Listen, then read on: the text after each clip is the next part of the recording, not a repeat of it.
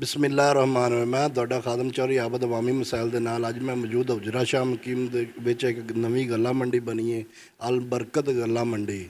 ਮੇਰੇ ਨਾਲ ਮੌਜੂਦ ਨੇ ਉਸ ਗੱਲਾ ਮੰਡੀ ਦੇ ਸਦਰ ਮਲਕ ਅਸ਼ਰਫ ਸਾਹਿਬ। ਇਹਨਾਂ ਨੂੰ ਕੁਝ ਮਸਾਇਲ ਦਰਪੇਸ਼ ਨੇ ਇੱਥੇ ਗੱਲਾ ਮੰਡੀ ਦੇ, ਉਹਨਾਂ ਨਾਲ ਪੁੱਛਣੇ ਆ ਕਿ ਕੀ ਮਸਾਇਲ ਨੇ। ਅਸਲਾਮ ਵਾਲੇਕੁਮ ਜੀ। ਵਾਲੇਕੁਮ ਸਲਾਮ ਜੀ ਮਲਕ ਸਾਹਿਬ ਕੀ ਮਸਲਾ ਹੈ?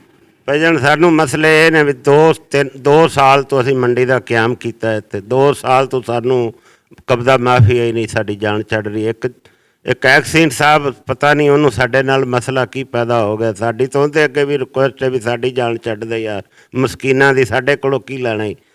ਅਸੀਂ ਜੋ ਪੁੱਜਦੇ ਸੀ ਅਸੀਂ ਤੈਨੂੰ ਲੰਗਰ ਪਾਣੀ ਦੇ ਦਿੱਤਾ, ਤੈਨੂੰ ਉਹ ਮੁਬਾਰਕ ਹੋਵੇ ਤੇ ਸਾਡੀ ਅਗਾਹ ਤੋਂ ਜਾਨ ਛੱਡ ਦੇ ਯਾਰ, ਤੇਰੀ ਮਿਹਰਬਾਨੀ ਹੈ। ਨਾ ਛੱਡੇਗਾ ਤਾਂ ਫਿਰ ਅਸੀਂ ਤੇਰੇ ਖਿਲਾਫ ਜਹਾਦ ਕਰਾਂਗੇ। ਸਾਡੀ ਨਾ ਸੁਣਵਾਈ ਹੋਈ ਤਾਂ ਅਸੀਂ ਧਰਨੇ ਮਰਨੇ ਤੇ ਆਂਦੇ, ਅਸੀਂ ਕੰਮ ਛੱਡ ਦਿਆਂਗੇ, ਅਸੀਂ ਨਾ ਕਰਾਂਗੇ ਕੰਮ। ਸਾਡੇ ਬੱਚੇ ਜਿਹੜੇ ਨੇ ਉਹ ਰੁਲਣ ਦੇ ਤਾਂ ਅਸੀਂ ਆਦਾ, ਸਾਡੇ ਮਜ਼ਦੂਰ ਤੰਗ ਹੋਣ ਦੇ ਤਾਂ ਉਹ ਵਿਚਾਰੇ ਡਕੇਟੀਆਂ ਕਰਨ ਦੇ ਮੁੜ ਹਕੂਮਤ ਆਖੇ ਦੀ ਵੀ ਇਹ ਹੁਜਰਾ ਸ਼ਾਹ ਮਕੀਮ ਡਕੇਟ ਬਣ ਗਿਆ। ਮਜ਼ਦੂਰਾਂ ਨੂੰ ਰੋਜ਼ੀ ਰੋਟੀ ਲੱਭੇ ਦੀ ਸਾਰੇ ਦੁੱਖ ਇਨਸਾਨ ਸਹਿ ਜਾਂਦਾ, ਬੱਚੇ ਭੁੱਖੇ ਨਹੀਂ ਸਹਿੰਦਾ। ਸਾਰੇ ਦੁੱਖ ਸਹਿ ਜਾਂਦਾ, ਭੁੱਖੇ ਬੱਚੇ ਨਹੀਂ ਸਹਿ ਸਕਦਾ। ਅਤੇ ਸਾਡੇ ਮਜ਼ਦੂਰਾਂ ਦਾ, ਸਾਡੀ ਬਿਜ਼ਨਸ ਕਮਿਊਨਿਟੀ ਦਾ ਇਹ ਰੋਜ਼ਗਾਰ ਹੈ।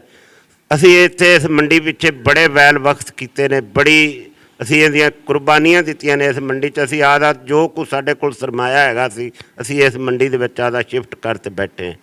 ਅਸੀਂ ਮੰਡੀ ਬਣਾ ਵੀ ਨਹੀਂ ਸਕਦੇ, ਸਾਨੂੰ ਮਾਫੀਆ ਸਾਡੀ ਜਾਨ ਛੱਡੇ ਤਾਂ ਅਸੀਂ ਇਹ ਮੰਡੀ ਬਣਾਈਏ, ਅਸੀਂ ਇਹਦੇ ਮੰਡੀ ਨੂੰ ਚਲਵਾਈਏ। ਅਸੀਂ ਇਸ ਮੰਡੀ ਦੇ ਵਿੱਚ ਕਿਸੇ ਆਦੇ ਦੋਸਤ ਨੂੰ, ਭਰਾ ਨੂੰ ਸੱਤ ਅਸੀਂ ਆਦਾ ਇਤਤਾਹ ਕਰਵਾ ਤੇ ਸਾਡੀ ਹੁਕਾਮੇ ਬਾਲਾ ਅੱਗੇ ਅਰਜ਼ ਹੈ ਵੀ ਇਹ ਐਕਸੀਨ ਤੋਂ ਸਾਨੂੰ ਨਿਜਾਤ ਦਿਲਵਾਈ ਜਾਵੇ। ਇਹ ਐਕਸੀਨ ਸਾਹਿਬ ਜਿਹੜੇ ਨੇ, ਐਕਸੀਨ ਸਾਹਿਬ ਨਹੀਂ ਹੈਗੇ, ਇਹ ਕਬਜ਼ਾ ਸਾਹਿਬ ਨੇ।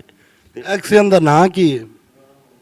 ਰਾਣਾ ਮਹਿਮੂਦ ਸਾਹਿਬ ਦੀਪਾਲਪੁਰ, ਰਾਣਾ ਮੁਹੰਮਦ ਮੁਸਤਫਾ ਸਾਹਿਬ ਉਹਨਾਂ ਦੇ ਐਕਸੀਨ ਸਾਹਿਬ ਨੇ, ਤੇ ਉਹਦੇ ਤੋਂ ਸਾਨੂੰ ਨਿਜਾਤ ਦਵਾਈ ਜਾਵੇ।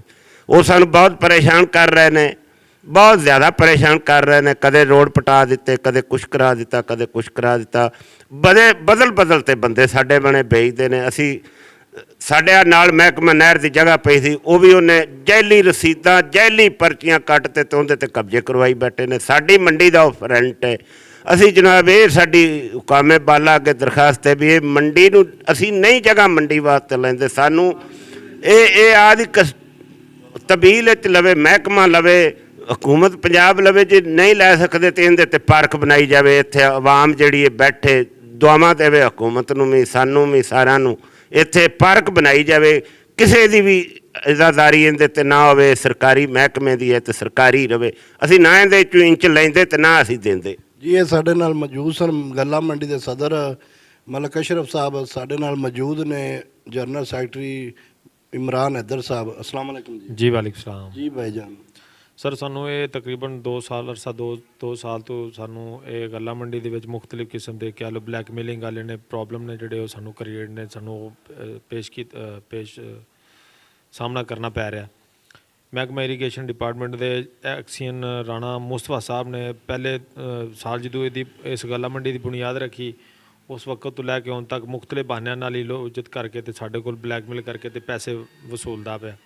ਪਿਛਲੇ ਦਿਨਾਂ 'ਚ 2 ਲੱਖ ਰੁਪਇਆ ਦਿੱਤਾ ਸਾਨੂੰ, ਫਿਰ ਬਾਅਦ 'ਚ ਬਿਠਾ ਕੇ ਕਹਿੰਦਾ ਇਹ ਜਿਹੜੀ ਗੱਲਾ ਮੰਡੀ ਦੀ ਜਿਹੜੀ ਇਰੀਗੇਸ਼ਨ ਡਿਪਾਰਟਮੈਂਟ ਦੇ ਫਰੰਟ ਜਿਹੜੀ ਜਗ੍ਹਾ ਪਈ ਇਹਦੇ 'ਚ ਤੁਸੀਂ ਸਾਡੇ ਨਾਲ ਕੰਟਰੀਬਿਊਸ਼ਨ ਕਰੋ, ਹਿੱਸਾ ਸਾਡੇ ਨਾਲ ਮਿਲਾਓ ਤੇ ਮੈਂ ਤੁਹਾਨੂੰ 50% ਦੁਕਾਨਾਂ ਦਾ ਜਿਹੜਾ ਕਿਰਾਇਆ ਹੋਵੇਗਾ, 50% ਦੁਕਾਨਾਂ ਮੇਰੀਆਂ ਹੋ ਜਾਣਗੀਆਂ, 50% ਤੁਹਾਡੀਆਂ ਹੋ ਜਾਣਗੀਆਂ ਤੇ ਤੁਸੀਂ ਮੇਰੇ ਨਾਲ ਡੀਲ ਕਰੋ। ਕਿਸ ਤਰ੍ਹਾਂ ਕਰਦੇ ਸਾਡੇ ਡਿਵੈਲਪਰ ਨੇ, ਜਿਹੜੇ ਸਾਡੇ ਸਾਥੀ ਨੇ, ਭਾਈ ਨੇ, ਇਹਨੇ ਸਫ਼ਰ ਕਰਕੇ ਇਹਨੇ ਅਰਬਾਂ ਰੁਪਇਆਂ ਦਾ ਮਨਸੂਬਾ ਬਣਾਇਆ। ਉਹ ਕਹਿੰਦੇ ਨੇ ਅਸੀਂ ਇਹ ਜਿਹੜਾ ਇਲੀਗਲ ਕੰਮ ਹੈ ਉਹ ਅਸੀਂ ਨਹੀਂ ਕਰਦੇ।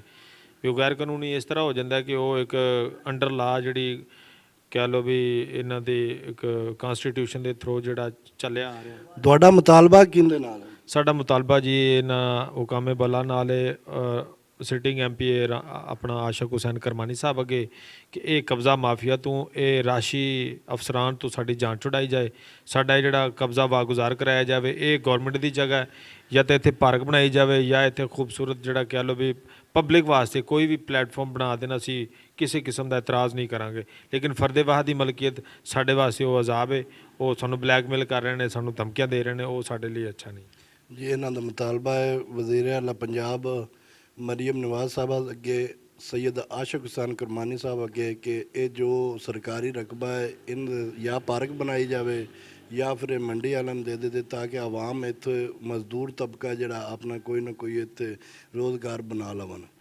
तो ये प्रोग्राम सिटी प्रेस क्लब की तरफों पेश किया गया। मिलान दे किसी नए प्रोग्राम ना तब तक वास्ते अल्लाह हाफिज़, पाकिस्तान जिंदाबाद। संघ नाले सुप्रीम ब्लाक दंदल संघ की